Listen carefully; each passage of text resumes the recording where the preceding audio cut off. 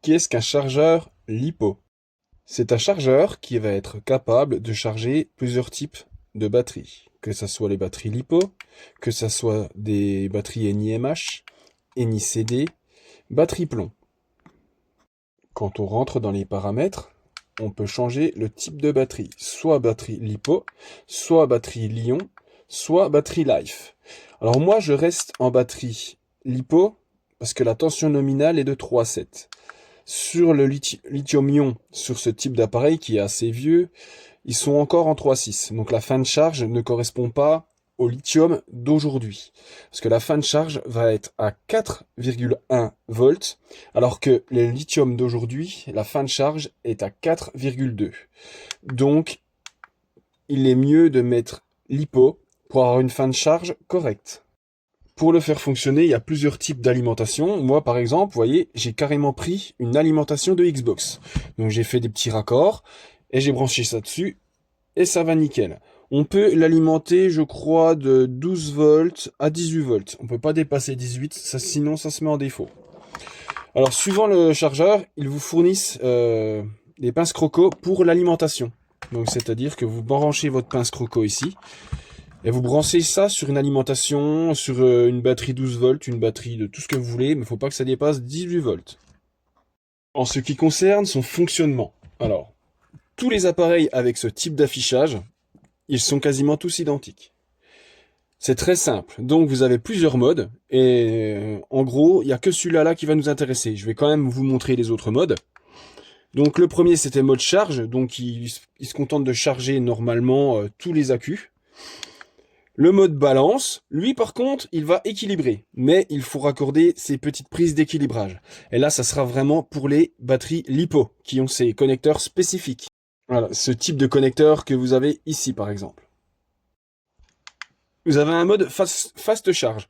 Ça, c'est quand, par exemple, vous n'avez pas envie de tout le temps changer vos valeurs, bah, vous vous mettez au maximum ici. Ça vous permet d'avoir un programme exprès. Vous avez le mode storage. En fait, ce programme permet d'avoir votre batterie en moitié de charge. Donc pour faire du stockage l'hiver. Et là, le mode discharge. Si vous avez envie de décharger votre batterie à un certain niveau ou un accu à un certain niveau, bah, ça va vous descendre le niveau de votre accu. Nous allons passer à la pratique et je vais vous expliquer un petit peu le fonctionnement. C'est assez simple.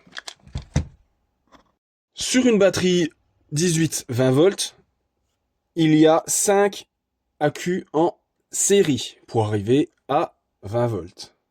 Quand la capacité augmente, on augmente le nombre de rangées. Parce qu'elle arrive à un certain niveau, on peut plus avoir assez de capacité avec une seule rangée. Là, sur le chargeur, vous avez marqué un S. Un S, c'est une cellule.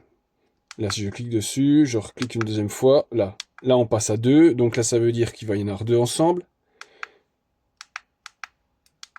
Là, 3. Tac, tac, tac, tac. 4. Ça va jusqu'ici.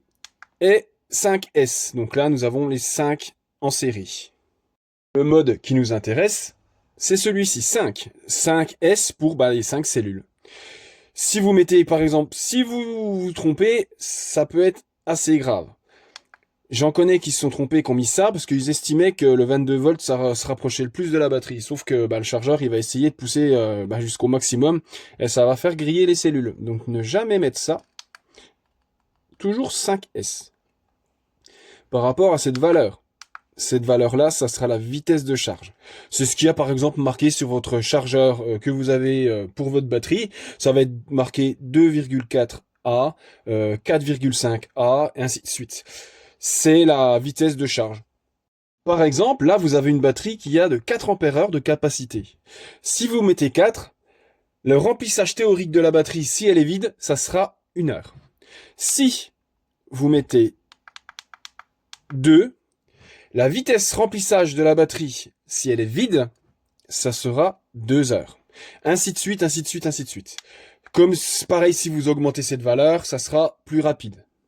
À savoir que si vous voulez monter en intensité, il faut impérativement que votre alimentation soit costaud. C'est pour ça que j'ai mis une alimentation de Xbox, parce qu'elle délivre assez d'énergie. Les alimentations fournies avec, en général, on ne peut pas dépasser 2 ampères Sinon, l'alimentation ne délivre pas assez de courant et le chargeur se met en défaut. En ce qui concerne le branchement de la batterie, donc là, si vous estimez que vous voulez recharger tous vos accus, donc vous vous mettez en mode 5S, donc 18 volts, 5, vous prenez vos deux pinces croco, vous cherchez votre borne plus et votre borne moins. Donc là plus, vous allez raccorder, vous pouvez par exemple raccorder sur le ici, vous raccordez ici, et la deuxième, vous raccordez. Faire attention à pas faire de courjus, c'est très important. Donc là, je vais me mettre dans une. C'est pas toujours évident de trouver les bonnes orientations pour éviter les courts-circuits. Donc là, je vais me mettre ici. Allez. Alors, on va se mettre comme ceci. Voilà. Donc là, le plus, le moins. Et là, on démarre la charge. On laisse appuyer. Il demande si je veux bien confirmer donc ce que je lui ai imposé. Et là, on lance.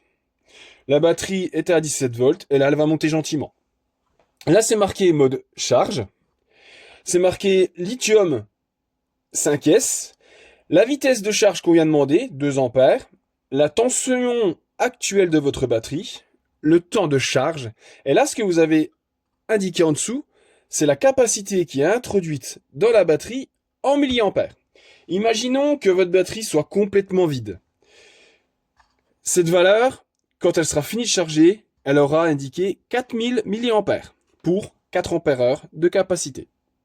Partons dans le cas de figure que vous voulez charger juste un accu, parce qu'il y en a un qui est décalé.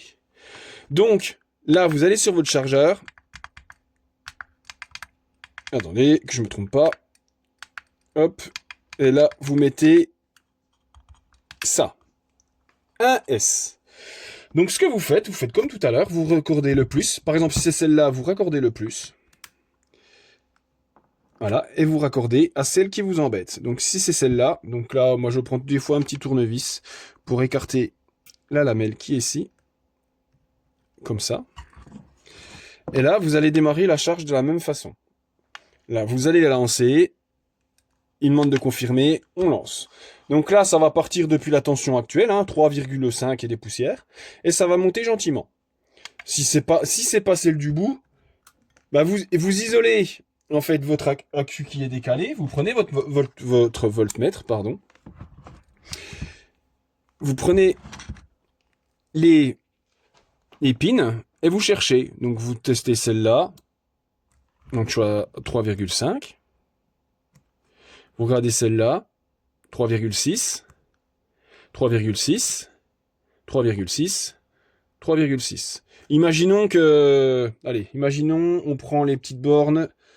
Imaginons, on va dire, allez, c'est celle-là qui nous embête. Donc on part ici. C'est simple, vous vous mettez sur cette borne-là pour le moins, parce que c'est la version plate de l'accu, c'est le moins. Et le plus qui est ici, donc la version bombée, et vous mettez vos connecteurs dessus. Alors si vous ne pouvez pas mettre sur les bornes, parce que forcément vous avez sûrement le BMS dessus, que ça soit ici que vous vous mettez avec la borne plus ou là, ça ne changera rien. Pour la simple et bonne raison que le circuit ne se fera que ici, ça passera pas à côté. C'est pas évident à expliquer. Alors je vais vous montrer. Donc là, je prends un petit tournevis. Là pareil, il faut faire attention de ne pas faire de contact avec la borne d'à côté, parce que ça va faire quelques étincelles. Donc là, on met ça comme ça, et là, on raccorde, c'est pareil, à l'endroit. Donc là, nous voulons celle-là. Donc là, on va raccorder ici. Donc là, vous écartez un petit peu. On va y arriver. C'est pas évident. Là, je vais me raccorder ici. Hop, voilà.